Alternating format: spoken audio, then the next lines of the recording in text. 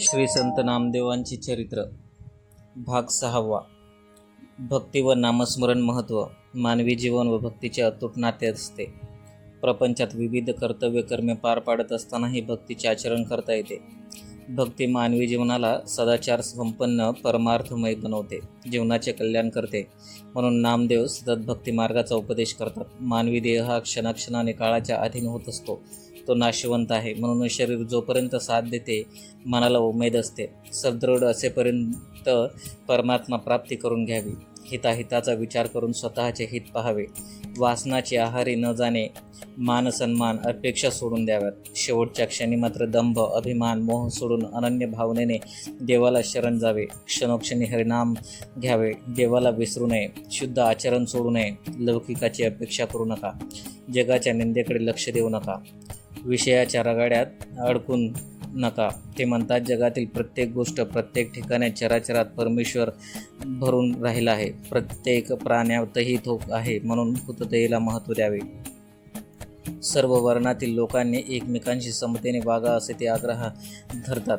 आता तर त्यांचे सर्व थरातील स्तरातील लोकांना भक्ती मार्गाच एकत्र आणून पंढरपुराला पवित्र क्षेत्रच पीठच स्थापन केले. भक्ती व नामस्मरणाशिवाय नामदेवांना दुसरे कोणतेही विचार परमार्थात आणायचे नव्हते. दुसरे विचार त्यांना अपायकारक वाटतात.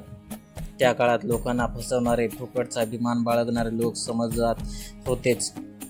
त्यांना उद्देशून ते म्हणतात, तंत्र मंत्र विना याबाबत फुकटचे सल्ले फक्त सर्वजण देतील, पण प्रत्यक्ष परमेश्वर कोणीच दाखवणार नाही. व जर त्या परमेश्वराला पाहायचे असेल तर हा ढोंगीपणा सोडा, नामस्मरणाच्या मागे लागा. ते म्हणतात, सर्वोच्च ठिकाणी विठ्ठलाचा वास आहे हे पहा, जाणून घ्यावं, स्वतःच्या मनाने सेका, इतरांकडे दुर्लक्ष करा. संत म्हणजेच प्रत्यक्ष परमेश्वराचा आत्मा मानून त्यांना वंदन करा. शेवटी नामसंकीर्तन व संतांची संगत तुम्हाला हे जीवन सुखमय आनंदी घालवण्यास मदत करतील. यावरून असे कळते की ते भक्तिमार्गात नामस्मरणाचेच महत्त्व सांगतात. हरिदर्शनासाठी प्रत्येक पावलावर होणारी वाटचाल नाम साधनेच होते. तेथेही कोणाचाही भेदाभेद नाही. ते नामस्मरण वरचेवर नको, ध्यानपूर्वक असावे. परमेश्वराला भक्तीपर्यंत खेचून आणण्याची क्षमता ही नामस्मरणात आहे असे नामदेवाला वाटते. नाम म्हणजे सर्व काही आहे, सारांचे सार, पवित्र तीर्थातले तीर्थ, मंत्राचा मंत्र, अक्षय सुखाचे साधन, मुक्तीचे माहेर असल्याचे नाम हेच जणू स्नान संध्या संजीवन मुक्तिस्थान आहे असे त्यांना वाटते. सतत पवित्र हरिनाम घेऊन गळ्यात सतत रामकृष्ण नामाची अखंड माळ घातली तर तुम्हीही बंधमुक्त होऊन कीर्ती मिळवून सुखी व्हाल व तुमचा उद्धार होईल. यातून नामस्मरणाचे महात्म्य कळते.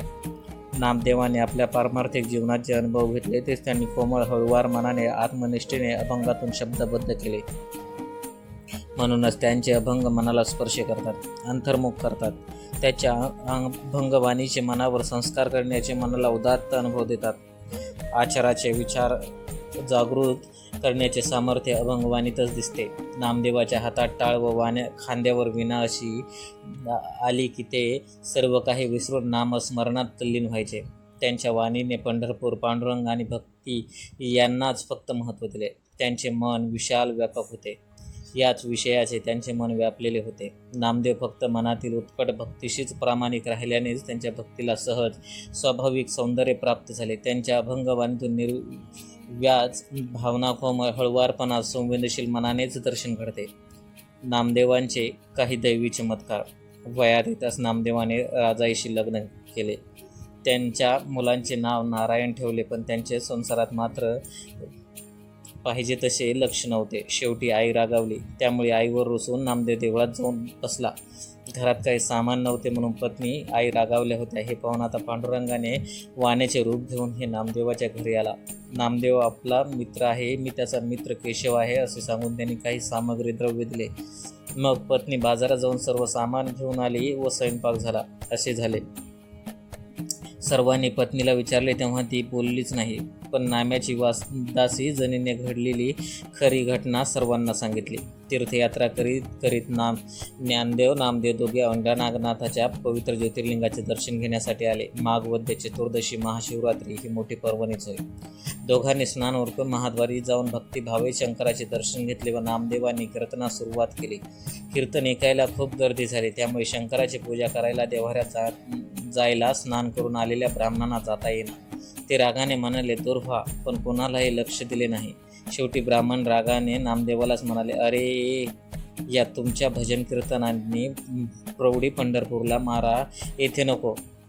येथे फक्त कैलासपती रमाचे महात्म्य असणार. येथे हरिकीर्तन नाही चालत. पंढरपूरला जावर निर्लज्जपणे खुशाल नाचा.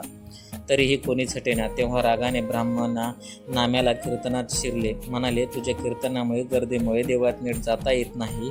आमची पूजा खोळंबली आहे. सर्व देवदर्शनांची वाट पाहत आहेत. तू या देवळाच्या मागे जा व खुशाल कीर्तन करत बस. तेव्हा देवळामागे कीर्तन करण्यासाठी नामदेव गेले. तेथेही लोकांनी गर्दी केली. आपल्या कीर्तनात अडथळा झाला म्हणून नामदेवाच्या डोळ्यात अश्रू आले. त्याने पांडुरंगाचा धावा केला. तेव्हा अचानक चमत्कार झाला. पूर्वेकडे तोंड असलेले देऊळ चक्कर फिरले आणि त्याचे तोंड नामदेवांसमोर आले. महाशिवरात्र व नामदेवाचे कीर्तन हे सर्वांना पर्वणीच वाटले. ब्राह्मणांनी पाहिले की देऊळ फिरले आहे. आपण नामदेवाचा छळ केला. त्याला वाटेल तसे बोललो. त्याचा पश्चाताप झाला. ते नामदेवाला शरण गेले. नामदेवाने त्यांची क्षमा मागितली व ते फिरले देऊळ आजही त्याच फिरलेल्या स्थितीत आहे. आता ज्ञानदेव औंढ्या नागनाथाहून पंढरीला आले. नामदेवाला खूप आनंद झाला होता. तेवढ्यात गाभाऱ्यात गेल्यावर विटेवरून खाली उतरून प्रत्यक्ष पांडुरंगाने नाम्याला पोटाशी धरले. आपल्या गळ्यातील तुळशीमाळ त्याच्या गळ्यात घातली. सर्व संत मंडळी व नामदेव महायात्रा करून आले. त्यांचे उद्यापन म्हणून ब्राह्मण भोजन घालावे असे सांगितले. नामदेवाला घेऊन पांडुरंग रुक्मिणीकडे गेला व म्हणाला, नाम्यावर माझा लोभ आहे. तो ब्राह्मण भोजन घालतो आहे. रुक्मिणी पुसून म्हणाली, तुमचा हा परमभक्त सखा आहे म्हणजे आपणच सर्व काही केले पाहिजे हे त्यांना समजून चुकले. रुक्मिणी म्हणाली, हे पहा, तुम्ही आता नामाबरोबर गावात जाऊन सर्व ब्राह्मणांना भोजनाचे आमंत्रण द्या. सर्व भक्त मंडळी गावात जाताना पांडुरंगाने गृहस्थाचे रूप घेतले. त्याचा तेजपूज्य चेहरा पाहून गावातले सर्व लोक त्याला नाव गाव विचारित होते. सर्व ब्राह्मण भोजनाचे येण्यात तयार झाले. प्रत्यक्ष अष्टसिद्धीने सर्व भोजन तयार केले.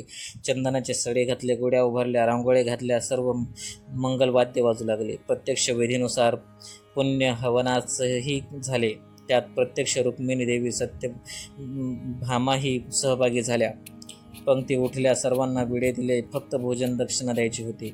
आता विठोबाच्या पंक्तीस अन्य भक्त मंडळी बसली. प्रत्यक्ष विटेवरून खाली उतरून पांडुरंगाने मिठी मारल्याने जणू आनंदाने नामदेवाची शुद्ध हरपली होती. नामदेव शुद्धीवर नसल्याने देवाने तर त्याला अक्षरशः उचलून आणून पंक्तीत जेवायला बसवले. हे सर्व ब्राह्मण पाहत होते. नामदेवाचे उष्टे आता प्रत्यक्ष परमेश्वर खाऊ लागला हे पाहून ब्राह्मणांना खूप वाईट वाटले. आता आपण भ्रष्ट होणार अशी भीती त्यांना वाटू लागली. आता ब्राह्मणांनी प्रथम आपण प्रायश्चित्त घ्यावे व मग पांडुरंगाला वाळीत टाकावे असा विचार केला. सर्व ब्राह्मण खिन्न झालेले पाहून त्यांना पांडुरंगाने त्याचे कारण विचारले व त्यांना दक्षिणा दिल्यावर ते गप्प झाले. देवाने आता विचारले, तुमच्या मनात संदेह का निर्माण झाला आहे? ब्राह्मण म्हणाले, नामदेव हा शिंपी असूनही त्याच्या पंक्तीत तुम्ही जेवायला कसे बसलात?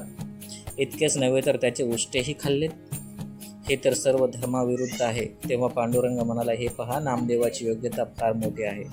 तुम्ही ब्राह्मण आहात व तुमच्यात ब्रह्मनिष्ठतेचे लक्षण नाही. तुम्ही अजूनही भेदभाव करता. नामदेव मात्र सर्वत्र समता ठेवतो. तसेच तो माझा अत्यंत आवडता भक्त आहे. असा भक्त मी आजपर्यंत कधी पाहिला नाही, म्हणून मी त्याची उष्टे खातो. पांडुरंगाने ब्राह्मणाला विचारले की आता मी कोणते प्रायश्चित्त घेऊ? ब्राह्मण म्हणाले, प्रथम क्षेत्र प्रदक्षिणा करावी. चंद्रभागेत शास्त्रयुक्त स्नान करून ब्राह्मणांना सुवर्ण दक्षिणा द्याव्यात. पुण्य हवन करावे, म्हणजे मग उष्टे खाल्ल्याचा तुमचा दोष जाईल. सांगितल्याप्रमाणे क्षेत्र प्रदक्षिणा करून देवाने तीळ, दर्भ, फुले घेऊन मंत्रयुक्त स्नान केले. पितांबर नेसला, विप्राचे तीर्थ घेतले, भक्तांना नमस्कार केला, दान दिले. मग म्हणाले, मी आता आज पावन झालो. तुम्ही मनात कुठलाही संदेह ठेवू नका. ब्राह्मण निरोप घेऊन देवळात आले. रुक्मिणी देवांना म्हणाले, तुमचे कशातच मन का रमत नाही? तेव्हा देव म्हणाले, प्रेमळ भक्ताच्या ठिकाणी माझे मन रमते. नामदेव हा माझा अत्यंत आवडता भक्त आहे. खऱ्या भक्ताचा महिमा देव रुक्मिणीला समजावून सांगतात. परिसा भगवंताने मोठे अनुष्ठान केले. त्यामुळे त्याला देवी प्रसन्न झाली. त्याने तिच्याजवळ वर मागितला, माझे चित्त तुझ्या ठाई स्थिर असावे, मनात कोणताही विकल्प येऊ नये, असे कर. देवीने त्याला एक परीस देऊन म्हटले, जीवापाड मेहनत करून याचा सांभाळ कर, ज्याच्यामुळे तुझे दैन्य दूर होईल. परिसाची पत्नी कमलजातीलाही हे ऐकून फार आनंद झाला. एके दिवशी कमलजा चंद्रभागेचे पाणी घेऊन घरी चालली. वाटेत तिला नामदेवाची बायको राजाई भेटली. दोघांचाही संसारी बोलणी सुरू झाली. राजाई म्हणाले, घरधन्याने लाज सोडून विठ्ठल स्मरण धरले आहे आणि पदरी प्रपंच तरी मोठा आहे, काय करावे हे कळत नाही. ते ऐकून कमलजा म्हणाले, देवीने आम्हाला एक परेश दिला आहे, तो लोखंडाला लावताच त्याचे सोने होते. ते ऐकून राजाने तुला थोडा वेळ परीस मागितला आणि तिनेही तो दिला. नामदेवाला न कळताच राजाईने परीस घरी आणला आणि लोखंडाला त्याचा स्पर्श केला. लोखंडाचे सोने झाले. राजाईने ते सोने विकून घरी सामान, वस्त्रे, भूषणे आणली. थोड्या वेळाने रामदेव घरी आला. त्याने घरातला प्रकार पाहून राजाईकडे चौकशी केली. राजाई म्हणाले, तुम्हाला या गोष्टीची चौकशी करायला काय करायचे आहे? त्यावर नामदेवाने सांगितले, ते सर्व माहिती सांगशील तरच मी जेवण करेन. राजाईने परीसाची सर्व हकीकत सांगितली. नामदेवाने परीस पाहायला मागितला आणि चंद्रभागेच्या डोहात नेऊन टाकून दिला. दुसऱ्या दिवशी परीसा भागवत संबळीतील परीस पाहू लागला, पण त्याला परीस सापडला नाही. म्हणून त्याने कमलजेला परीस कोठे आहे हे विचारले. कमलजा म्हणाले, नामदेवाची पत्नी दारिद्र्याने गांजली आहे, तिला थोडा वेळ दिला. मग कमलजा राजाईकडे येऊन परीस मागू लागले. नामदेवाने तो चंद्रभागेत टाकला हे कळताच दोघेही ऊर बडून रडू लागले. तेवढ्यात भागवतही तिथे येऊन म्हणाला, नामदेवालाच त्याचा अभिलाष सुटला आहे. नामदेव म्हणाला, तुझा परीस पाण्यात टाकून दिला आहे, तुला खोटे वाटत असेल तर जाऊन पहा. असे म्हणून नामदेवाने नदीत उडी मारली आणि ओंझळ व खडे बाहेर काढून म्हटले, यातला कोणता परीस आहे तो शोधून घे. मग त्या लोकांनी ते खडे मुठभर सुयांना लावले. त्या क्षणी सर्व सुया सुवर्णाच्या झाल्या. हे पाहून भागवताला पश्चाताप झाला. तो नामदेवाला शरण गेला. नंतर परीसाने तो परीस चंद्रभागेत फेकून दिला. विरक्त नामदेव.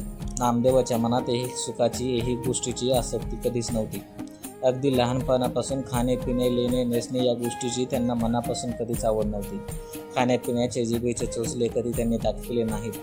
लहानपणापासूनच हातात चिपळ्या घेऊन सदैव विठ्ठल नामात दंग असणारे नामदेव लग्न झाल्यानंतर संसारात रममान होऊ शकले नाही. नरसीबामणी गावात सोडून ते पंढरपुरात आले. तेथील मंदिरात प्रसन्न पांडुरंगाने दर्शन घेतले. आषाढी कार्तिकेचा सोहळा, याची देही, याची डोळा पाहिला. वारकऱ्यांची भक्ती, पांडुरंगाच्या भेटीसाठीची आर्तता, व्याकुळता अनुभवली आणि मग तेव्हापासून आधीपासूनच भक्तीच्या तरंगाने भिजलेले मन चिंब होऊन अगदी संतृप्त होऊ लागले.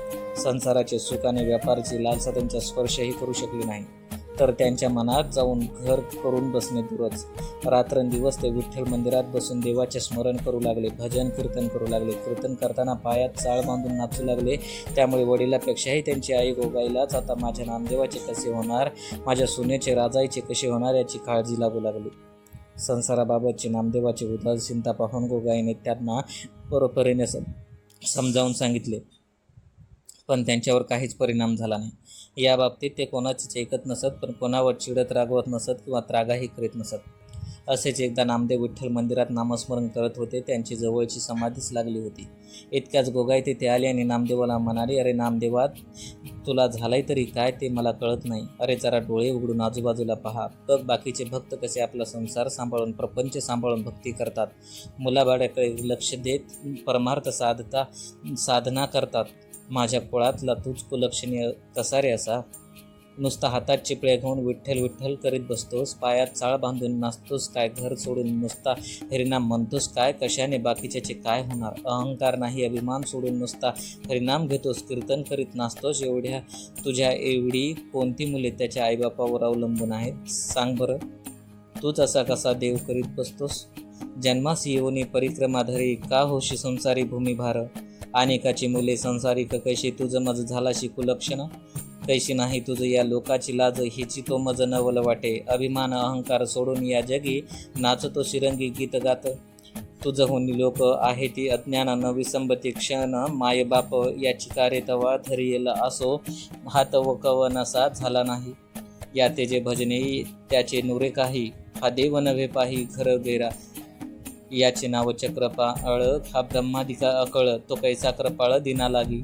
होणार सारीची तुझ रचिला बुद्धी, देव नव्हे त्रिशुद्धी माखू जगी. ज्याचे खुंटले तो लागे याची पंथे, माऊली म्हणून तू ते सागरते रे. गोगाई म्हणे नाम्या, हे नवे भले विठोबाने केले आपण ऐसे. असा प्रकारे गोगाईने रागाने टोचून उपहासाने तिखट भाषेत नामदेवाला सुनावले, पण त्याचाही नामदेवावर काही एकमात्र परिणाम झाला नाही. त्यानंतरही त्याच्या विठ्ठल भक्तीचा तीळ मात्र फरक पडला नाही. रोजच्या स्मरणात खंड पडला नाही. आपला मुलगा आपलंही ऐकत नाही हे पाहून पांडुरंगाला दूषणे देऊ लागली. तूच त्याला पिसा देवासाठी वेडा करून संसारात उठविले आहेस असे म्हणू लागली. शेवटी कधी कधी गोगाई आपल्या सुनेला राजाईला म्हणायची, बाई ग, मी तरी आता हात टेकले याच्या पुढे, पण तू तरी सांग 4 गोष्टी त्याला, बघू तुझं तरी ऐकतो का नाही ते. मग अधूनमधून ती नामदेवाकडे जायची, समजावून 4 गोष्टी सांगायची. कधी कधी देवासमोर भांडायची सुद्धा. तिचंही बरोबरच होतं. आपल्या पतीचं आपल्याकडे लक्ष नाही, धंदा व्यवसाय करीत नाही, उलट त्याचाच पोसावे लागते. अशा स्थितीत त्याने तरी कोणाकडे व किती वेळ हात पसरायचा. मग कधी कधी तिला मुलांना उपासमारी घडायची. अशी ती देवाला म्हणायची, लावणी लंगोटी जातेशी गोसावी, आमची ठेवो ठेवी कोण करी. ऐसी तुमची स्थिती विलग देखोनी, पडी येले चिंतवनी, काय करू सुखाचा संसार, करोनी 12 वाटे, नाव केले मोठे जगा माझी. सर्वस्वे सांडूनी धरिला तुम्ही देव, येणे पुस वाठाव संसारीचा, आमची करुणा न वाटेची काही, विनवनी राजाई नामदेव. अशा प्रकारे आईवडील पत्नी यांच्या कोणाच्याही सांगण्याचा नामदेवावर काही परिणाम होत नसे. त्यांच्या वागण्यात फरक पडत नसे. कोणी वंदा कोणी निंदा. विठ्ठल स्मरण हा आमचा धंदा याची उक्तीप्रमाणे ते अतिशय विरक्त वृत्तीने जगत होते. त्यांची विठ्ठलावर भक्ती आणि विश्वास होता. आपण त्यांचे नाव घेतो आहोत, आपली काळजी घेणारा तोच आहे, आपल्या अडचणी दूर करणारा, आपल्यावर संकटावर मात करून मार्ग काढणारा तोच आहे. या विचारावर भरोसा होता म्हणून आपले सर्वस्व आणि त्याच्या चरणी अर्पण करून अतिशय विरक्त वृत्तीने ते राहत असत.